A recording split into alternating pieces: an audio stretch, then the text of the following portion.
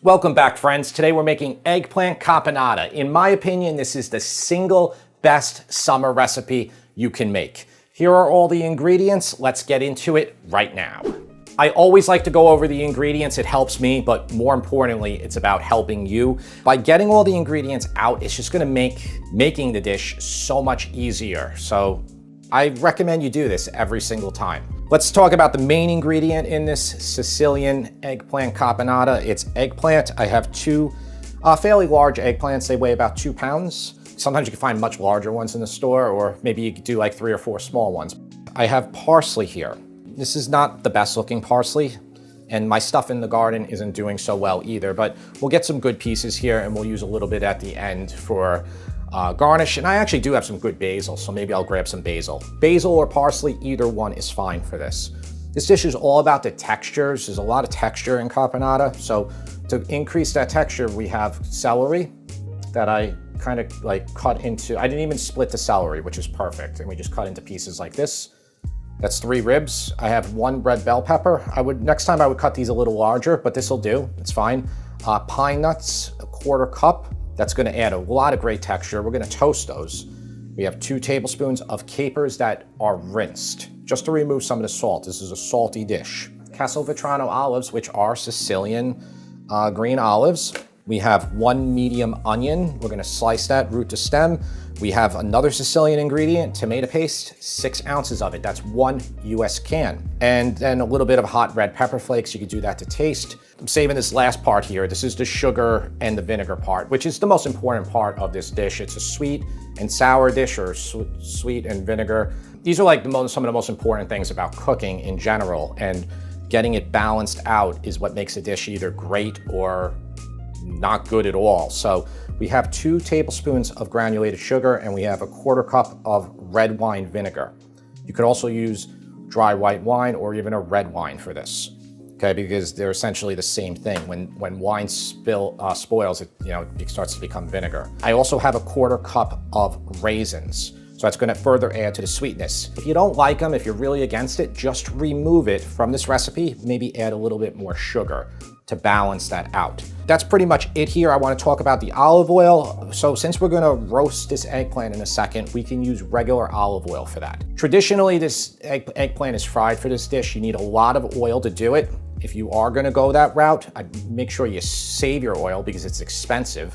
But by roasting it, you get pretty much the exact same result, and it's easier. So for that roasting, I'm just using regular olive oil here.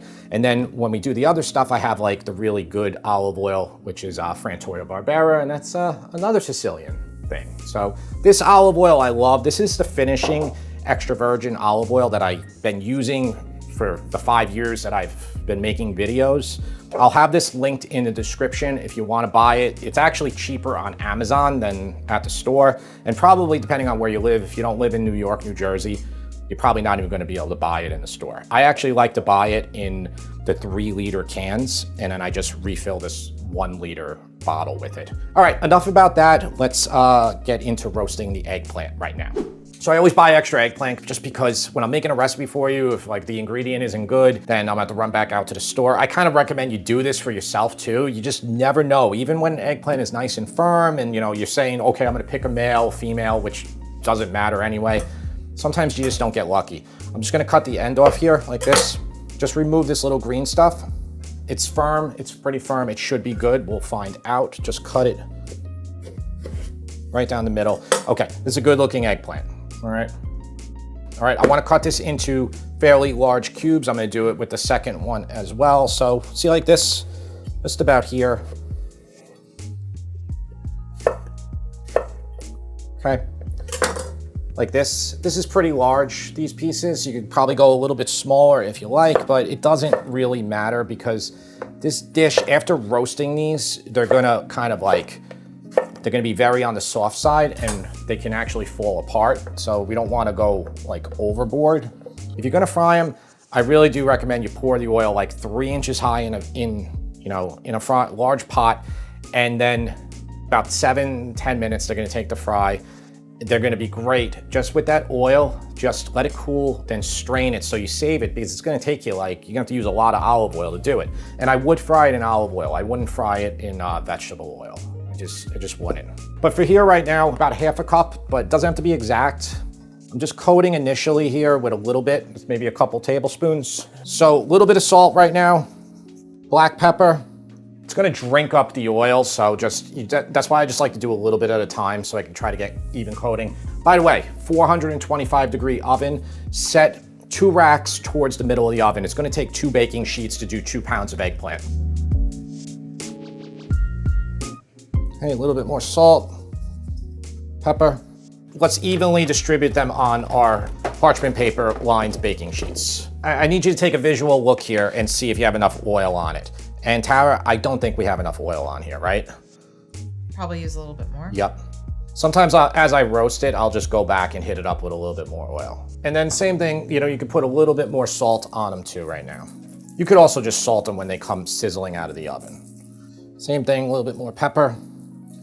Time is just till they're done. They need to be fully cooked. How do you know they're fully cooked? You take a fork, and if the fork is like hitting resistance, they're not done yet. So they'll be nice and golden, and they'll be like super soft, almost to the point of like mushiness, but not quite. So this is gonna take about 25 minutes, give or take 5 or 10 minutes, okay? So you have like a good time here now. While that's roasting, you can prepare all your other ingredients. I just wanna show you, I'm gonna cut this onion just into slices. So I'm just gonna cut one whole end off of here and the other end too. Just cut it down the middle. Okay, so I wanna cut these onion root to stem. You see how this is still here a good amount? So it probably won't work. So I'll just remove that part too. Okay, so now here like this, and you don't have to go really, thin for this. I want some texture here, but this is what we want, is just pieces like this, okay? So same thing, just like this, just turn it over so you don't cut your hand, okay? Just like that. And that's a good amount of onion for what we need here, but look, if you like more onion, definitely use it. I definitely think you could add garlic here too. One other ingredient I didn't mention, carrot. Carrot is really nice too if you like. So I have this nice pan here, non-stick, which is gonna help us a little bit because when we put that eggplant in at the end and we have a lot of sticky ingredients here, we don't want anything to stick. So medium heat. I'm gonna use the good extra virgin here for this, okay? Normally I don't cook with this, normally I finish, but this is, in this respect here, it's nice to use. And I'm just gonna coat the bottom of the pan. So about a 1/4 cup. Here's our onion and our celery and bell pepper. Just a touch of salt to get water to start releasing here, but just be careful with salt in general on this recipe. It's a very salty dish. Okay, so this has only been going for a minute. What I'm gonna do is, because I don't really like this parsley here, we'll go to the garden, we'll see what we can find, just where the herbs are, and we'll get something else for this, which is totally fine to do. You can put anything you want in. So let's go see what we got. You can see the basil isn't looking that good, but there's some pieces that are okay. Like right here, some new growth over here. See how beautiful that looks? So we'll just clip that. What else? We got some other stuff. It's all right. And then we also have this one here, which is emerald basil. So this is regular sweet basil, and then this is emerald basil, which looks a lot better. So I'll just take a nice piece of that one, and then let's go see the mint. Maybe the mint looks all right. Right here, that looks good, okay? So we'll just grab a little bit of that. Okay, perfect, this is perfect. Okay, so this has been like maybe 5 or 6 minutes. This is what the texture currently looks like. Okay, it can definitely go a couple more minutes. It's fine. I'm going to show you the eggplant after 15 minutes. Okay, see this? So this is not even close to done. But what I'm going to do now is just flip it. And hopefully it will cook enough. And sometimes it will take longer than the time that was specified in the recipe. It's just a matter of your oven, size of the eggplant pieces, the type of eggplant. Some eggplants just do better than others. So now tomato paste, the whole entire can. This is a 6-ounce can. If you don't want to use paste, you can use probably about, I'd say about maybe 15 to 18 ounces of passata. You could use a whole can, a 28-ounce can of crushed plum tomatoes or whole plum tomatoes that you just crushed. They have a lot of water in them, so you're just gonna cook it out. And we don't want our caponata to be like really watery and liquidy. Like, it's kind of a mass where you can like put it on a crostini, dip it into something like pita chips or anything. What about using cherry tomatoes? Cherry tomatoes would be great. I mean, and especially like if you want to keep it to your whole garden. The garden we just showed you, all the cherry tomatoes are there, but they're all green still. So the zucchini just exploded this year. And if you've been following the Instagram, and if you're not, please do. Make sure you follow us on Instagram, because you'll see completely different stuff. You'll see all the grilling I do, which is pretty much every day now during the summer. You will see me in the garden all the time. And I mean, the amount of zucchini I picked already, Tara, what do you think, 100 I've already gotten? Oh, at least. We've been giving them away. They grow so fast. But yeah, if you're interested in more in the gardening stuff and like kind of like that lifestyle stuff, definitely follow us there. Because like I can only do so much in these videos here. I try to make these videos very instructional for you, which if you follow me on Instagram, I do the reels. They're like 20 seconds showing how to not make a recipe at all. You know, just basically it's like a promo for this. So I'm gonna let this keep cooking, and if it looks like it's burning at all, which this isn't even close, you can add a little bit of water in here, just a couple ounces to lower your heat of the pan. A couple more minutes on this. I'm just gonna take this off to my regular stove over here, and I'm gonna put another pan over here. About medium heat, maybe a touch less. When you toast pine nuts, by the way, buy these at Costco. You have to be like focusing the whole entire time on them. Don't be tempted to raise the heat really high. That'll be it. See it?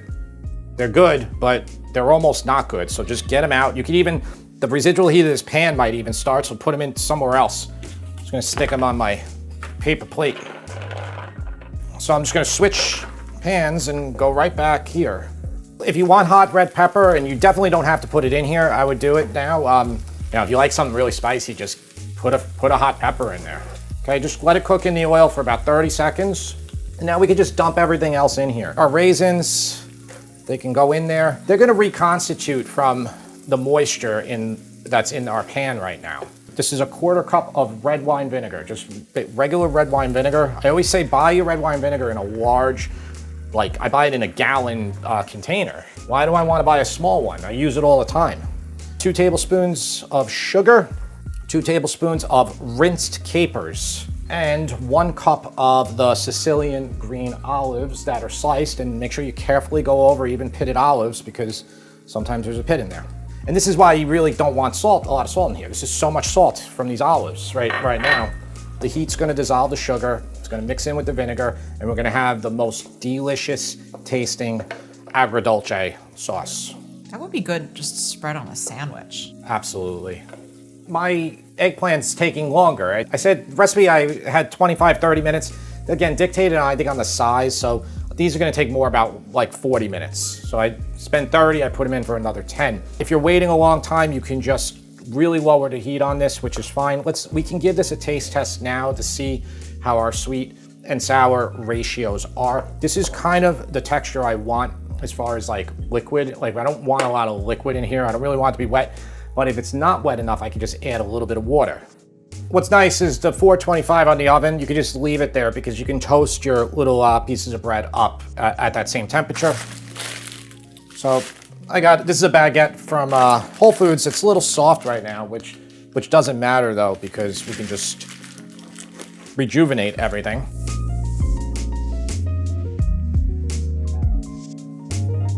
Okay, and I just have like just a touch of olive oil, like less than a tablespoon, and then just coat a little bit on the bread. When that comes out, or even now, you can just throw it in just a few minutes, just till they get nice and toasty. I think my eggplant's good. I think it's good now. I'm gonna move this. This is just on very low heat. Just move it off to the side. Let's make sure the eggplant is good before we put it in here. It will look better if you fry it. It will. It will. We want to be able to pierce through these very easily with a fork that is not too sharp. So like this one here, see I went right through that very easily. Okay, then like that. It's like no resistance. Sometimes a few pieces, no matter how long you cook it, really won't be able to. Okay, that's beautiful, super soft, super soft. We're good, okay? This took 425 at the size. Remember, those pieces were really big. Now look how small they are, okay? So start with them fairly big. 425, this took about 38 minutes. Your oven will be a little different. And what's nice about on the parchment paper here, I just kind of like took it like this and I pushed everything this way and everything this way. And now I can just kind of pick it up and put it right in there. Beautiful texture. You can like turn off your heat now. Doesn't really matter. So I just want to kind of fold this in as best I can. I mean, some of it's going to crush, of course. I mean, and that's kind of, you have to get the eggplant to the point where it's soft. But you do want to maintain a little bit of texture and that beautiful black skin of the eggplant. Now listen, if you don't like skin, I know because I should have addressed this in the beginning. A lot of you are going to say that. Just remove it. That's all you have to do. But I mean, the skin is great. It's delicious. They pretty much bred all the bitterness out of eggplant. We can also put all of our pine nuts in. And I'm gonna put a little bit of mint in this one, and then I will save the basil. Well, we'll use some basil too, like to top it. We'll use some mint too, I mean. Just a touch of mint. It's a very Sicilian thing, mint. And I gotta tell you, I didn't really like mint too much when I was younger, and it's really grown on me. But if you don't like that, use parsley or basil. Let's see this. We get a piece of the eggplant like that. You're gonna be okay? It's good. I don't think it needs any more salt, pepper, sugar, acid. Maybe I'll put a little bit of basil in here too right Honestly, I think it's perfect like that. Let's toast our bread up and get the taste tester down. James, thank you for being here again. What did you just eat before this Patty one? melts. These are like completely different things. Yeah. So that was like not healthy, and I would say this is, well, I mean, this is healthy. It's pretty greasy too. But it's all olive oil. And it's eggplant. And you could just take spoons of it from here if you want instead. Probably easier like that. Kind of hard to bite into this thing. Here, I'll just give you some into right here to eat, okay? Depending on this video's putting it out first or second, it probably doesn't really matter. But the last thing I gave a 9 out of 10. And I'm gonna give this the same rating. I know it's the thing that you need to put in it. I'm just not a big fan of the pine nuts. Oh, the pine nuts? Yep. Okay, you don't have to put in that. Those don't have to you go don't? in there. No. Okay, I would give this a 10 if it wasn't pine nuts. Oh, really? Yeah. Why don't you like about the pine nuts? The texture? Flavor. Flavor? Yeah. I just think it's like a whole like vegetable thing. Doesn't need pine nuts. I think they add a lot to it, texture-wise, but I mean, that's good that he said that. You could easily omit those. What's your favorite? Like, there's a lot of different things in there. What is your favorite that you can taste? These little peppers right here. Little bell peppers? Yeah. And the basil, of course. Oh, basil.